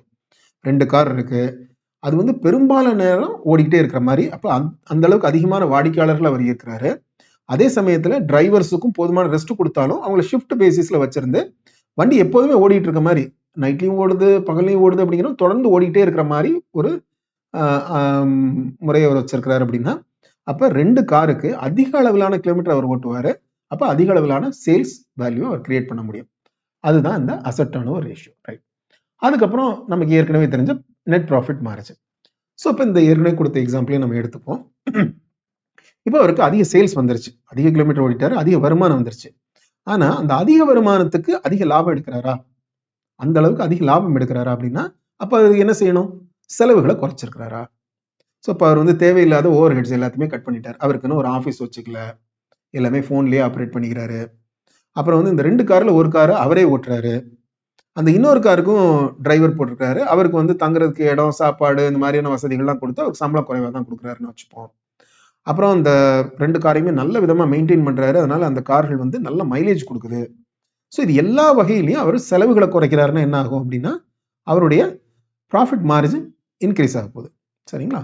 So இப்போ இது எல்லாம் சேர்ந்தது தான் ரிட்டர்ன் ஆன் ஈக்விட்டியாக நமக்கு ரிசல்ட் ஆக போகுது. இந்த 3 காம்போனண்ட்டும் சேர்ந்து தான் ரிட்டர்ன் ஆன் ஈக்விட்டியாக ரிசல்ட் ஆகுது. அப்போ நம்ம ஏற்கனவே பார்த்தோம், ரிட்டர்ன் ஆன் ஈக்விட்டி அதிகமாக இருந்ததுன்னா அந்த நிறுவனம் நல்ல நிறுவனம், அவ்வளோதானே? சரி. ஆனால் அது அப்படி மேம்போக்காக பார்த்துட முடியாது. அதுக்காக தான் இந்த அனாலிசிஸே நம்ம பண்ணுறோம். இந்த ரிட்டர்ன் ஆன் ஈக்விட்டியில் 3 காம்போனன்ட் இருக்கு இல்லைங்களா? இந்த 3 காம்போனன்ட்ல எந்த காம்போனன்ட் அதிகமாக பங்களிப்பு செய்யுது இந்த ரிட்டர்ன் ஆன் ஈக்விட்டிங்கிறத பார்க்கணும். இப்போ நெட் ப்ராஃபிட் மார்ஜின் அதிகமாக இருக்கா? நல்லது. அசெட் டர்ன் ஓவர் ரேஷியோ நல்லா இருக்கா? ரொம்ப எஃபிஷியண்டாக செயல்படுறாங்க, நல்லது. இப்போ லிவரேஜ்னால இது வந்து ரிட்டர்ன் ஆன் ஈக்விட்டி அதிகமாக இருக்கா அப்படின்னா இதை கொஞ்சம் கவனமாக பார்க்கணும். ஒரு குறிப்பிட்ட நம்ம ஏற்கனவே பார்த்தோம், லிவரேஜ் ரேஷியோஸ் பார்த்தோம், அதில் வந்து டெட் ஈக்விட்டி ரேஷியோ பார்த்தோம். ஸோ அந்த மாதிரியான பாதுகாப்பான அளவீடுகளுக்கு உள்ளே இருக்கக்கூடிய லிவரேஜ் இருந்ததுன்னா பரவாயில்ல. அதை தாண்டி அதிக லிவரேஜ் எடுத்து அதனால தான் இந்த ரிட்டர்ன் ஆன் ஈக்விட்டி அதிகமாக இருக்குது அப்படின்னா அது நல்லதில்லை. இப்போ 2 நிறுவனங்களை ஒப்பிடுறோம். அந்த 2 நிறுவனங்களை ஒப்பிடும்போது ஒரு நிறுவனத்தோட ரிட்டர்ன் ஆன் ஈக்விட்டி அதிகமாக இருக்குது. அப்போ அது எடுத்த உடனே அது அதிகம்னு சொல்லிட முடியுமா? அதை விட இந்த காம்போனன்ட்ஸையும் பார்த்து, இந்த ரிட்டர்ன் ஆன் ஈக்விட்டியோட காம்போனன்ட்ஸையும் பார்த்து, இந்த 3 அம்சங்களையும் பார்த்து தனித்தனியாக பார்த்து அந்த தனித்தனியாக அந்த நிறுவனங்களை ஒப்பிட்டு வெறுமனே இந்த லிவரேஜ்ங்கிற ஒரு ஆஸ்பெக்ட்னால தான் இந்த நிறுவனம் சிறப்பாக இருக்கு, அதிக ரிட்டர்ன் ஆன் ஈக்விட்டியை ப்ரொடியூஸ் பண்ணியிருக்குன்னா அது நல்லதில்லை அப்படிங்கிறது தான். அப்படின்னா என்ன அர்த்தம்? அவங்களோட செயல்பாடுகள் எஃபிஷியன்சி அதிகமாக இல்லை, அவங்களோட ப்ராஃபிட்டபிலிட்டி அதிகமாக இல்லை, ஆனால் வெறுமனே அதிகமாக கடன் வாங்கியிருக்காங்கிற ஒரே காரணத்தினால தான் இவங்களுக்கு ரிட்டர்ன் ஆன் ஈக்விட்டி அதிகமாக இருக்குது அப்படின்னா அது எப்போதுமே ரிஸ்க்கு. இதை தான் ஒரு எக்ஸாம்பிளில் கொடுத்துருக்குறாங்க. ஒரு நிறுவனம் அதிகமாக லிவரேஜ் வச்சிருக்கு, இன்னொரு நிறுவனம் குறைவாக லிவரேஜ் வச்சிருக்கு. பட் இவங்க கொடுத்துருக்க எக்ஸாம்பிளில் அந்த அதிகமாக லிவரேஜ் வச்சிருக்க நிறுவனத்துக்கு அதிக ரிட்டர்ன் ஆன் ஈக்விட்டி இருக்கு, ஆனால் இந்த காம்பனன்ட்ஸில் பார்க்கும்போது பாருங்க, அவங்க வேறு எல்லாத்துலேயுமே வந்து அவங்க பின்தங்கி இருக்கிறாங்க. அவங்களோட அசட்டோட ரேஷியோ இந்த நிறுவனத்தோட பார்க்கும்போது குறைவாக இருக்கு, நெட் ப்ராஃபிட் மார்ஜின் குறைவாக இருக்கு, ஒன்னே ஒன்று இவங்களோட லிவரேஜ் அதிகமாக இருக்கு, அதனால தான் இவங்களோட ரிட்டர்ன் ஆன் ஈக்விட்டி அதிகமாக இருக்கு. அப்படின்னா இது விரும்பத்தகுந்த ஒன்றும் இல்லை. சரி, அடுத்து நம்ம இந்த ரேஷியோ அனாலிசிஸ் எல்லாம் பார்த்துருக்கோம். இதை எப்படி பயன்படுத்துறது? இப்போ இந்த நிறுவனத்தினுடைய எதிர்கால செயல்பாடுகள் எப்படி இருக்கும் அப்படிங்கிறத கணிக்கிறது. அப்படி அதை கணிக்கிறதுனால தானே அதை கணிச்சு தானே நம்மளால அந்த நிறுவனத்தில் முதலீடு செய்ய முடியும். ஆனா இதை வந்து ஹிஸ்டரி எப்படி இருக்கு, அதுவும் முடிஞ்ச அளவுக்கு நம்ம வெறுமனே ஓராண்டு 2 ஆண்டுன்னு பார்க்காம முடிஞ்ச வரைக்கும் பின்னோக்கி எவ்வளவு காலத்துக்கு எடுக்க முடியுமோ அதுல அவங்களோட ரேஷியோ அனாலிசிஸ் மூலமா அவங்களோட செயல்பாடுகள் எப்படி இருக்கு, நிதி செயல்பாடுகள் எப்படி இருக்கு அப்படின்னு பார்த்து அதுல கன்சிஸ்டண்டா இருக்கா அப்படின்னு பார்த்து அதன் பேஸ்ட நம்ம வந்து ஒரு ப்ரொஜெக்ஷன் பண்ணலாம், ஃபியூச்சரை ப்ரொஜெக்ட் பண்ணலாம். அப்படி இல்லாம இது வரைக்கும் இருக்கிறது ஒன்றும் சிறப்பா இல்லை, ஆனா இனிமே இருக்கிறது பெரிய சிறப்பா இருக்கும் அப்படின்னா அது ஒரு நரேட்டிவ், அது வந்து ஒரு கதை. அந்த கதை எல்லா சமயமும் சரியா வரும் அப்படின்னு சொல்லிட முடியாது. இது ஒரு ஃபேமஸான ஒரு வாரன் பஃபெட்டோட ஒரு கோட் இருக்கு. If a company has a lousy track record but a very bright future we will miss the opportunity அப்படின்னு சொல்றாரு. அதாவது அந்த நிறுவனம் வந்து கடந்த காலத்துல ஒன்றும் சிறப்பாக செயல்படலை, ஆனா எதிர்காலத்துல ரொம்ப சிறப்பாக செயல்படும் சொல்றாங்க அப்படின்னா அந்த மாதிரி நிறுவனத்துக்குள்ள நாங்க போக மாட்டோம், அதுல போய் நாங்க முதலீடு செய்ய மாட்டோம் அப்படின்னு சொல்றாரு. இதுதான் ஒரு கன்சர்வேட்டிவ் அப்ரோச். சரி, அடுத்து நம்ம பண்ண வேண்டியது பியர் கம்பேரிசன். இப்போ இந்த ரேஷியோ அனாலிசிஸ் எல்லாமே அந்த ஒப்பீடுகள் எந்த நிறுவனங்களுக்கு நடுவில் செய்ய முடியும்னா ஒப்பிடத்தக்க 2 நிறுவனங்கள், அதாவது ஒரே துறையில இருக்கணும், ஒரே சைஸ்ல இருக்கணும், இந்த மாதிரியான இந்த நிறுவனங்கள் ஒப்பிட முடியும் அப்படிங்கிற ஒரு நிலையில இருக்கக்கூடிய 2 நிறுவனங்களுக்கு தான் இந்த ரேஷியோ அனாலிசிஸ் நம்பர்ஸை வச்சு நம்ம அதுல எது சிறந்தது அப்படிங்கிறத நம்ம முடிவு செய்ய முடியும். அப்புறம் இன்னொரு முக்கியமான ஒரு அம்சம் நம்ம ஃபினான்ஷியல் ரிப்போர்ட்ஸ்லேருந்து பார்க்க வேண்டியது history of equity expansion. History of equity expansion. இப்போ ஒரு நிறுவனம் வந்து வளரணும் அப்படின்னா அதுக்கு வந்து அதிக முதலீடு தேவை. அந்த முதலீடுகள் அதிகமாக இருந்ததுன்னா அது அதிகம் வளர முடியும். அதுக்கு வளர்ச்சிக்காக அது முதலீடுகளை திரட்டிக்கிட்டே இருக்கும். இது 2 விதமாக திரட்டலாம். ஒன்று வந்து கடன் மூலமாக திரட்டலாம், இல்லை பங்குகள் வெளியிட்டு திரட்டலாம். இப்போ இது 2லையுமே பங்குதாரர் ஷேர் ஹோல்டரோட வேல்யூ எது பெட்டர் ஆகும், அது ஷேர் ஹோல்டர் வேல்யூ எப்படி ப்ரொடெக்ட் பண்ணிக்கலாம் அப்படிங்கிறத பார்க்கணும். முதல்ல கடன் வாங்குறாங்க, அது ரொம்ப ஈஸியான ஒரு இது. அதாவது கடன் வாங்குறது அவங்க குறைவான காஸ்ட் ஆஃப் பாரோயிங் குறைவாக இருக்கணும், குறைவான வட்டிக்கு அவங்க வாங்குறாங்களா கடன் அப்படின்னா இது வந்து பங்குதாரருக்கு நல்லது. அதிக வட்டிக்கு கடன் வாங்குறாங்களா அது பங்குதாரருக்கு நல்லதில்லை. அது ரொம்ப எளிமையாக புரிஞ்சுக்க முடியும், அது எளிதாக நம்ம அப்சர்வ் பண்ணிடவும் முடியும். ஏன்னா அவங்க என்ன வட்டி விகிதத்தில் வாங்குறாங்க அப்படிங்கிறது நம்ம ஆனுவல் ரிப்போர்ட்லேருந்து நம்ம தெரிஞ்சுக்கலாம். ஆனால் பங்கு வெளியீட்டின் மூலமாக அவங்க முதலீடு திரட்டுறாங்க அப்படிங்கும்போது அது வந்து ஏற்கனவே இருக்கக்கூடிய ஷேர் ஹோல்டர்ஸோட வேல்யூவை எப்படி பாதிக்க போகுதுன்னு பார்க்கறது இன்னும் கொஞ்சம் நுட்பமாக பார்க்க வேண்டிய ஒரு விஷயம். ஸோ ஒரு நிறுவனத்தில் பங்குகளோட எண்ணிக்கை எப்படி எப்படிலாம் அதிகமாக முடியும், எப்படி புது பங்குகள் அதிகரிக்க முடியும் அப்படின்னு பார்த்தீங்கன்னா ரைட்ஸ் இஷ்யூவாக இருக்கலாம், ஐபிஓ இல்லை எஃபிஓவாக இருக்கலாம், இல்லை ப்ரைவேட் பிளேஸ்மெண்ட்ஸ், ஒரு குறிப்பிட்ட ப்ரிஃபர்டு ஷேர் ஹோல்டர்ஸ்க்கு ப்ரிஃபர்டு செட் ஆஃப் பீப்புளுக்கு அவங்க கொடுக்கக்கூடிய ப்ரைவேட் பிளேஸ்மெண்ட்டாக இருக்கலாம். இல்லைன்னா ஏற்கனவே அந்த நிறுவனத்துடைய வாரண்ட் வாங்கி வச்சிருக்கவங்க, வாரண்ட்டுங்கிறது ஒரு ஆப்ஷன், அந்த ஆப்ஷனை வாங்கி வச்சிருக்கவங்க எக்ஸசைஸ் பண்ணலாம், அது மூலமா புது பங்குகள் உருவாக்கப்படலாம். இல்லை ஏற்கனவே அந்த நிறுவனத்தில் இருக்கவங்களுக்கு கொடுத்த ஸ்வெட் ஈக்விட்டி, இல்லை அந்த எம்ப்ளாயிஸுக்கு கொடுத்துருக்க ஈசாப் அதை அவங்க எக்ஸசைஸ் பண்றாங்க, இது மூலமான புது பங்குகள் வெளியிடப்படலாம். இப்போ எப்போ புது பங்குகள் வெளியிடப்பட்டாலும் ஏற்கனவே இருக்கக்கூடிய பங்குதாரர்களுக்கு அவங்களுடைய பெர்சன்டேஜ் ஹோல்டிங் குறையும், அதாவது டைல்யூட் ஆகும். எக்ஸப்ட் ரைட் இஷ்யூல உங்களுக்கும் வாங்குறதுக்கு உரிமை இருக்கு, நீங்களும் அதே ப்ரொபோர்ஷன்ல வாங்கிக்கிட்டீங்க அப்படின்னா உங்களோட பங்கு உரிமை டைல்யூட் ஆகாது. அது நீங்க எக்ஸசைஸ் பண்ணலைன்னா டைல்யூட் ஆகும். அதர்வைஸ் வேற எல்லா விதத்துல பங்குகளோட எண்ணிக்கை அதிகமாச்சுனாலும் உங்களுடைய பர்சன்டேஜ் ஹோல்டிங் டைல்யூட் ஆகும். ஒரு இப்போ எக்ஸாம்பிள் சொல்லுவோமே, அந்த நிறுவனத்துல ஒரு 1,00,000 பங்குகள் இருக்கு மொத்தம், உங்ககிட்ட 100 பங்குகள் இருக்குன்னா இப்போ உங்களோட ஷேர் ஹோல்டிங் 0.001, சரிங்களா? இப்போ அந்த 1,00,000 பங்குங்கிறது அவங்க கூடுதலாக 20,000 பங்கு வெளியிடுறாங்க. அப்போ இப்போ இன்னைக்கு இருக்கக்கூடிய அவுட்ஸ்டாண்டிங் ஷேர்ஸோட எண்ணிக்கை வந்து 1,20,000 ஆகுது. உங்கள்கிட்ட இருக்கக்கூடிய அதே 100 பங்கு அப்படின்னா இப்போ உங்களோட ஷேர் ஹோல்டிங் என்ன ஆயிடுதுன்னா 0.00083 அப்படின்னு ஆயிடுது. அப்போ அந்த அளவுக்கு ஒரு 17% உங்களோட ஹோல்டிங் குறைஞ்சிருது இல்லையா? ஸோ இதுதான் சிக்கல். இதுதான் சிக்கல். இதனால என்ன ஆகும் அப்படின்னா உங்களுடைய வேல்யூ குறையும். ஒரு ஐடியல் கேஸ் அப்படின்னு பார்த்தீங்க அப்படின்னா ஒரு கம்பெனி வந்து ஒரு ஐபிஓ வந்திருக்கு, அந்த ஐபிஓ வந்து அவங்க பங்கு வெளியிட்டதுனால தான் நீங்க அந்த பங்கு வாங்கி அந்த நிறுவனத்தோட பங்குதாரர் ஆயிருக்கீங்க. அதுக்கப்புறம் அவங்களுக்கு தொடர்ந்து முதலீடே தேவைப்படாத அளவுக்கு அந்த நிறுவனத்தோடைய லாபத்தை மறுமுதலீடு செய்யறது மூலமாவே வளர்றாங்க, இன்டர்னல் அக்ரூவல் மூலமாவே வளர்றாங்கன்னு வச்சுப்போமே, தட் இஸ் ஐடியல் கேஸ். அதுதான் ரொம்ப ஒரு சரியான ஒரு நிறுவனம், சிறப்பான ஒரு இது, பங்குதாரர்களுக்கு நல்ல வேல்யூ கொடுக்கக்கூடிய ஒரு நிறுவனம்னு சொல்லலாம். பட் அது எல்லா சமயத்திலையும் வாய்ப்பு இல்லை. அப்ப அதனால இந்த மாதிரியான புது பங்கு வெளியீடுகள் நடக்கத்தான் போகுது. அது எதிர்காலத்துல எப்படி நடக்குங்கிறத நம்மளால கணிக்க முடியாது. ஆனா ஹிஸ்டாரிக்கலா அவங்க எப்படி பண்ணியிருக்கிறாங்க, அவங்களோட ஃபண்ட் ரைசிங் பிஹேவியர் எப்படி இருந்திருக்குது அப்படிங்கிறத பார்க்கறது மூலமா நம்மளால ஓரளவுக்கு எதிர்காலத்தை கணிக்க முடியும். இதையும் நம்ம கவனத்துல எடுத்துக்கணும். ஏன்னா இது உங்களுடைய ஷேர் ஹோல்டர் வேல்யூவை நேரடியா பாதிக்கக்கூடிய ஒன்று. சரி, அது போக டிவிடெண்ட் ஹிஸ்டரி பார்க்கணும். ஏன் டிவிடெண்ட் ஹிஸ்டரி? டிவிடெண்ட்னா முதல்ல என்ன அப்படின்னா, அந்த நிறுவனம் ஈட்டக்கூடிய லாபத்துல ஒரு பகுதியை ஈவுத்தொகையா பிரிச்சு கொடுக்குறாங்க, பங்குதாரர்களுக்கு பிரிச்சு கொடுக்குறாங்க அப்படின்னு வச்சுப்போமே, அதுதான் டிவிடெண்ட். இது பல வகையில் அந்த சர்ப்ளஸ் இன்கம் அவங்க பல வகைகளை பிரிச்சு கொடுக்கலாம். ஒன்று டிவிடெண்டா கொடுக்கலாம், இல்ல போனஸ் ஷேரா கொடுக்கலாம், இல்ல அவங்க பைபேக் பண்ணலாம். இது வந்து எது ஒரு சில சமயங்கள்ல எது வந்து அந்த பங்குதாரர்களுக்கு டாக்ஸ் ஸ்ட்ரக்சர்ல எது பெட்டரா இருக்குமோ அதை கூட அவங்க சூஸ் பண்ண வாய்ப்பு இருக்கு. ஸோ ஏதோ ஒரு வகையில அவங்க அந்த உபரியா இருக்கக்கூடிய பணத்தை பிரிச்சு கொடுக்கணும். ஆனா இது எல்லா சமயத்திலும் கொடுக்கணுமா அப்படின்னா, எல்லா நிறுவனங்களும் கொடுக்கணுமானா அது தேவையில்லை. இப்போ ஒரு நிறுவனம் நல்ல வளர்ச்சியில இருக்கு, அந்த துறையும் வளர்ச்சியில இருக்கு, அந்த நிறுவனமும் வளர்ச்சியில இருக்கு அப்படின்னா, அப்போ அவங்களுக்கு இருக்கக்கூடிய லாபத்தை அதே நிறுவனத்துல மறுமுதலீடு செய்யறது தான் பங்குதாரர்களுக்கு நல்லது. அப்பதான் அந்த நிறுவனம் அதிக ரெவன்யூ ஈட்டும், அதிக லாபத்தை சம்பாதிக்கும். அதுதான் எதிர்காலத்துல பங்குதாரர்களுக்கு நன்மையானதா இருக்கும். இப்ப எனக்கு வந்து டிவிடெண்ட் கைக்கு வர்றதை விட அந்த கம்பெனி மதிப்பு உயர்ந்து, அந்த கம்பெனியினுடைய வருவாய் உயர்ந்து, லாபம் உயர்ந்து, அதன் மூலமா கம்பெனியோட மதிப்பு உயர்றது மூலமா எனக்கு ஒரு கேபிட்டல் கெயின் கிடைக்கும். அது எனக்கு மிக அதிகமான லாபமா இருக்க முடியும், நான் பொறுத்து இருக்கிற பட்சத்துல. அதுதான் சரியானதாகவும் இருக்க முடியும். ஒரு வளர்ச்சியில் இருக்க ஒரு குரோத் கம்பெனிக்கு அதுதான் சரியா இருக்க முடியும். ஆனா ஒரு எந்த நிறுவனம் வளர்ந்துகிட்டே இருக்க முடியாது. ஏதோ ஒரு நிலையில அந்த கம்பெனி ஒரு மெச்சூர்டு ஸ்டேட்டுக்கு போகும். அப்போ இதுல மறுமுதலீடு அதிகமா முதலீடு செய்ய முடியாது, முதலீடுக்கு தேவையே இல்லை, இந்த கம்பெனி மெச்சூர் ஆயிருச்சு அப்படின்னு வச்சுக்கோமே, இருக்கிற லெவல்ல வியாபாரம் நடந்துகிட்டே இருக்கும், இதுக்கு மேல வியாபாரம் வளராது அப்படின்னா அதுல பெருசா முதலீடு தேவையில்லை அப்படின்னா அப்ப இருக்கக்கூடிய அந்த ரீட்டைன் ஏர்னிங்கை அவங்க பிரிச்சு கொடுத்தே தான் ஆகணும். அதுதான் முறை.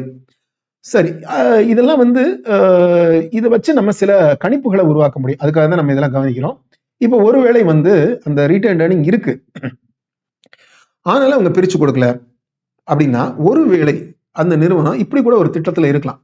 இப்போ இந்த நிறுவனத்தை இதுக்கு மேல வளர்க்க முடியாது, ஆனா இப்ப நம்ம இருக்கக்கூடிய ரீட்டைன் ஏர்னிங்ஸை டிவிடெண்டா பிரிச்சு கொடுக்காம இந்த பணத்தை சேர்த்து வச்சு இன்னொரு நிறுவனத்தை நம்ம வாங்கலாம், இல்ல இதே துறையில இல்ல இந்த துறை சார்ந்த இதுல இன்னொரு நிறுவனத்தை நம்ம வாங்கலாம், அது மூலமா நம்மளோட வருவாயை பெருக்கலாம் அப்படின்னு ஒரு திட்டம் இருக்கலாம். அது நல்லதுதான். இல்ல அது எதுவுமே இல்லை, ஆனாலும் அவங்க வந்து டிவிடெண்டும் கொடுக்காம வச்சுட்டு இருக்காங்கன்னா, ஒருவேளை ஒரு நியர் ஃபியூச்சர்ல வேற ஏதோ ஒரு பெரிய நெருக்கடி வரலாம், அந்த நெருக்கடியை தாங்கிறதுக்கு நம்மளோட நிதி ஆதாரங்களை வலுவா வச்சுக்கணும் அப்படிங்கிற ஒரு நோக்கமா இருக்கலாம். ஸோ இது எல்லாமே இதுல இருந்து நம்ம கணிக்க முடியும். ஸோ அதே மாதிரி ஒரு வேகமா வளர்ந்துட்டு இருக்க நிறுவனம், அவங்க இது வரைக்கும் டிவிடெண்ட் கொடுத்ததே இல்லை, டிவிடெண்ட் கொடுக்க ஆரம்பிக்கிறாங்க. இல்ல இது வரைக்கும் வேகமா வளர்ந்துட்டு வந்த நிறுவனம் இப்ப இது வரைக்கும் கொடுத்துட்டு வந்த டிவிடெண்டை விட அதிகமான டிவிடெண்ட் கொடுக்குறாங்கன்னா, ஒருவேளை அவங்க வந்து இந்த நிறுவனத்தோட இந்த இண்டஸ்ட்ரியோட வளர்ச்சி வந்து ஒரு மாதிரி சேச்சுரேட் ஆக போகுது, இதுக்கு மேல முதலீட்டுக்கு வேறு வாய்ப்பு இல்லை அப்படின்னு கணிக்கிறாங்க அப்படின்னு நம்ம புரிஞ்சுக்க முடியும். History of corporate actions. Corporate actions நிறைய இருக்கு, டிவிடெண்ட்ஸ், போனஸ், ஸ்பிளிட், இந்த மாதிரியான கார்பரேட் ஆக்ஷன்ஸ். இது வந்து எப்படி இந்த நிறுவனம் பண்ணிட்டு வந்திருக்கு அப்படிங்கிறத பார்ப்போம். இது அடுத்த சாப்டர் இன்னும் கூட நம்ம இன்னும் கொஞ்சம் விரிவா பார்ப்போம். கடைசி இதுல ரொம்ப முக்கியமான ஒண்ணு, ப்ரொமோட்டர்ஸ் அந்த நிறுவனத்தோட ஷேரை வாங்குறாங்களா விற்கிறாங்களா அப்படிங்கிறது. இப்போ ஒரு ஓனர் ஆர் ப்ரொமோட்டர் அப்படிங்கிறவர் அவருக்கு தான் அந்த நிறுவனத்தை பத்தி ரொம்ப அதிகம் தெரியும். அவர் வந்து விற்கிறாரு அப்படின்னா அதுல ஒரு விற்கிறாரு இல்லை வாங்குறாருன்னா அதுல முக்கியமான ஒரு தகவல் இருக்கு. ஸோ ஒரு பீட்டர் லிஞ்ச் சொல்றாரு, பீட்டர் லிஞ்சோட ஒரு கோட் என்னன்னா, இன்சைடர், அதாவது அந்த கம்பெனியை பத்தி அதிக விவரம் தெரிஞ்ச ஒருத்தர் விற்கிறாரு அப்படின்னா அது பல காரணங்களுக்காக இருக்கலாம், அது தப்புன்னு இல்லை, அதுக்கு சில விதிமுறைகள் இருக்கு, கட்டுப்பாடுகள் இருக்கு, அது தப்பு கிடையாது. ஆனா அவங்க விற்கிறாங்க அப்படின்னா அதுக்கு பல காரணங்கள் இருக்கலாம். எல்லாமே வந்து ஒரு நம்ம கவலை கொள்ளத்தக்க ஒன்று, பயப்பட வேண்டிய ஒண்ணு அப்படின்னு இல்லாம இருக்கலாம். ஆனா அவங்க வாங்குறாங்கன்னா அதுக்கு ஒரே ஒரு காரணம் தான், அவங்க பைபேக் பண்றாங்க, அதாவது மார்க்கெட்ல இருந்து அவங்க இன்னும் கொஞ்சம் ஷேர்ஸ் அக்குமுலேட் பண்றாங்க அவங்களுக்கு அப்படின்னா அதுக்கு ஒரே ஒரு காரணம் தான், அந்த நிறுவனத்துல அவங்களுக்கு மிகப்பெரிய நம்பிக்கை இருக்கு, அது எதிர்காலத்துல இன்னும் அதிகமான லாபத்தை ஈட்ட போகுது, இன்னும் அதிகமான வளர்ச்சியை உண்டாக்க போகுது அப்படின்னு அவங்களுக்கு ஒரு நம்பிக்கை இருக்கு அப்படிங்கிறது தான் அதோடைய காரணம்.